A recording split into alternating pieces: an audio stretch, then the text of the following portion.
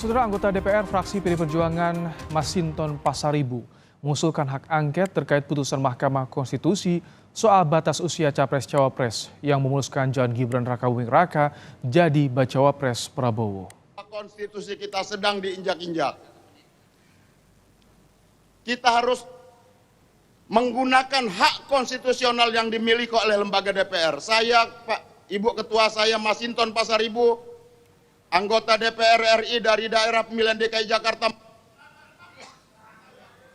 Hal ini disampaikan Masinton di tengah rapat paripurna DPR. Meski sempat terkendala mati mikrofon, Masinton tetap mengajukan hak angket terkait putusan MK. Masinton menilai putusan MK menginjak-injak konstitusi karena prosesnya tak sesuai dan mengancam demokrasi. Terima kasih sidang dewan yang kami hormati hadirin. Ancaman terhadap konstitusi kita, Bapak Ibu. Reformasi 98 jelas memandatkan bagaimana konstitusi harus diamandemen Undang-Undang Dasar itu. Masa jabatan presiden harus dibatasi. Bagaimana kita mengeluarkan TAP MPR nomor 11 tahun 98 tentang penyelenggaraan negara yang bebas dari KKN, kolusi, korupsi, dan nepotisme. Yang kita lihat, putusan MK bukan lagi berdasar dan berlandas atas kepentingan konstitusi. Putusan MK itu lebih pada putusan kaum tirani, saudara-saudara. Maka kita harus mengajak secara sadar dan kita harus sadarkan bahwa konstitusi kita sedang diinjak-injak. Sementara anggota DPR fraksi Gerindra Habibur Rahman menilai usulan Masinton soal angket terkait putusan MK tidak tepat. Habibur Rahman mengatakan secara azas DPR tak punya kewenangan mengawasi keputusan lembaga legislatif seperti MK. Maksud kami lembaga yudikatif. Ya, legislatif ini tidak memiliki kewenangan untuk mengawasi dalam konteks teknis keputusan lembaga legislatif seperti putusan Mahkamah Konstitusi, ya. Jadi hak angket itu kan ditujukan terhadap kebijakan pemerintah yang dianggap melanggar ketentuan dan berdampak besar di masyarakat. Kalau MK, apalagi itu putusan MK, ya, nggak bisa menjadi objek hak angket.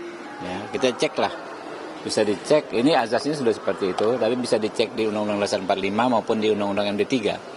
Objek hak angket itu.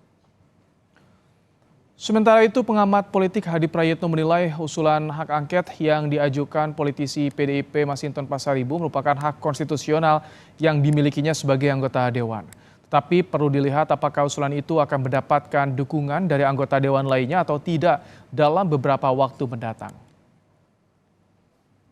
Terkait dengan syarat capres dan cawapres yang kita tahu sampai hari ini masih menimbulkan perdebatan yang cukup luar biasa di kalangan publik.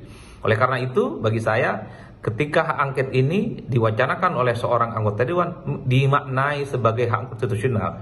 Cuman problemnya, apakah usulan ini akan mendapatkan dukungan dari anggota dewan yang lain ataupun tidak? Tentu hanya akan dijawab oleh waktu dalam beberapa hari ke depan. Sementara itu, hari ini Majelis Kehormatan MK menjadwalkan memeriksa Ketua MK Anwar Usman di sidang dugaan pelanggaran kode etik. Sebelum memeriksa Anwar Usman, sidang diawali dengan agenda pembuktian pelapor terkait pelanggaran kode etik Hakim Konstitusi dalam memutus uji materi soal batas usia Capres-Cawapres. Sebelumnya 4 laporan dibuat sejumlah pihak terkait putusan syarat Capres-Cawapres yang disampaikan 16 Oktober lalu.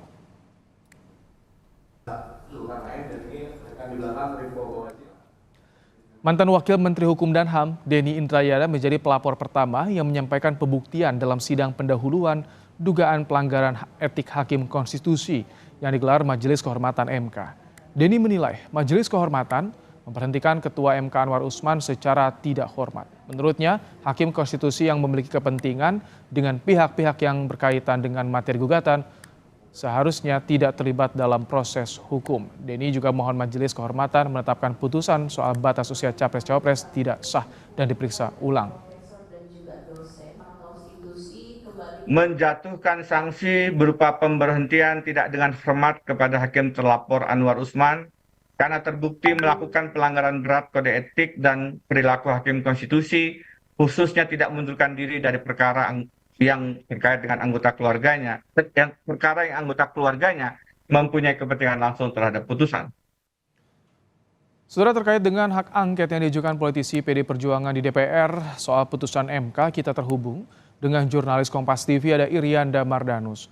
Selamat petang Irianda, bagaimana proses politik selanjutnya soal politisi PDIP yang ajukan hak angket Irianda? Apa dampaknya terhadap putusan MK?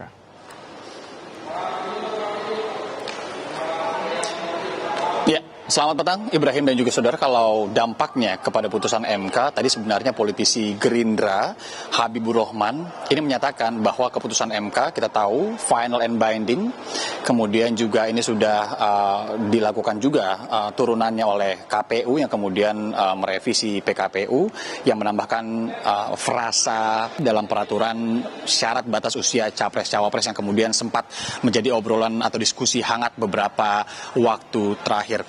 Memang cukup mengejutkan tadi ketika rapat paripurna 8 masa persidangan kedua tahun 2023-2024 politisi PDIP melakukan interupsi dan kemudian menyuarakan haknya sebagai anggota DPR untuk kemudian meminta pada pimpinan DPR melakukan atau melaksanakan kegiatan hak dimiliki oleh yaitu hak angket. Hak angket sendiri, Ibrahim, ini adalah salah satu hak yang dimiliki DPR dalam fungsinya sebagai pengawasan gitu ya. Kalau kita tahu sendiri, DPR sendiri ini memiliki 3 fungsi utama, yaitu legislasi, anggaran, dan juga pengawasan.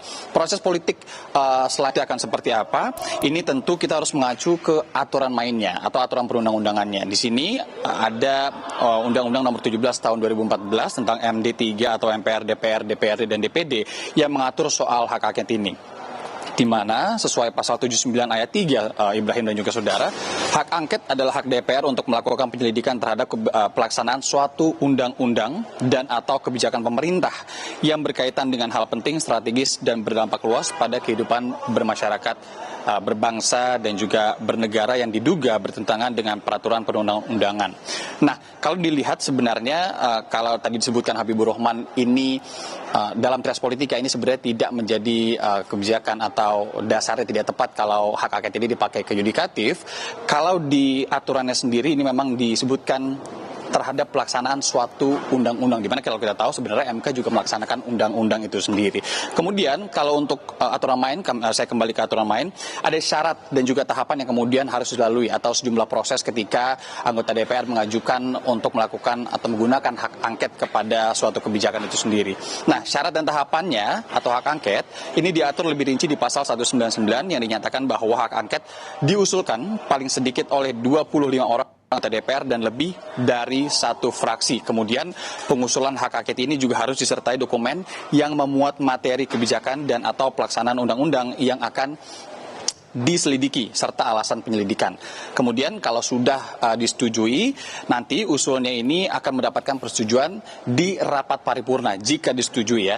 Nah, ini harus dihadiri lebih dari 1/2 atau setengah jumlah anggota DPR. Bila sudah disetujui di paripurna, nanti sudah dilakukan hak angketnya, bagaimana kemudian keputusan untuk setuju terkait dengan hak angket ini atau tidak, ini juga harus disetujui oleh 1/2 atau setengah anggota DPR yang hadir. Demikian bunyi pasal di pasal 199 ayat 3 Undang-Undang MD3.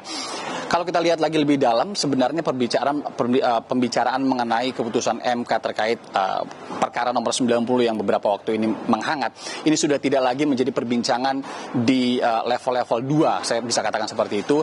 Ini sudah menjadi perbincangan di level 1. Kenapa level 1? Karena ini sudah masuk perbincangannya di rapat paripurna DPR, bahkan yang kemudian tadi salah satu politisi PDIP ini menginginkan adanya hak angket untuk kemudian menyelidiki dari keputusan MK atau keputusan yang kemudian menggulirkan beberapa diskusi di publik terkait dengan keputusan syarat dan usia capres-cawapres. Ini balik lagi ke open legal policy yang juga sempat menjadi perbincangan. Kenapa kemudian Mahkamah Konstitusi memutuskan sesuatu yang diduga ini harusnya diatur oleh DPR begitu ya, open legal policy tadi atau kebijakan terbuka. Tapi kalau kita lihat juga beberapa pendapat lain bahwa sebenarnya MK ini tidak memutuskan syarat usia capres cawapres yang kemudian ini menjadi open legal policy, namun hanya menambahkan frasa minimal usia 40 tahun dan atau menjadi penyelenggara negara atau sedang menjadi penyelenggara negara. Itu yang kemudian nanti akan kita tunggu proses politiknya tadi yang sudah saya sampaikan. Apakah kemudian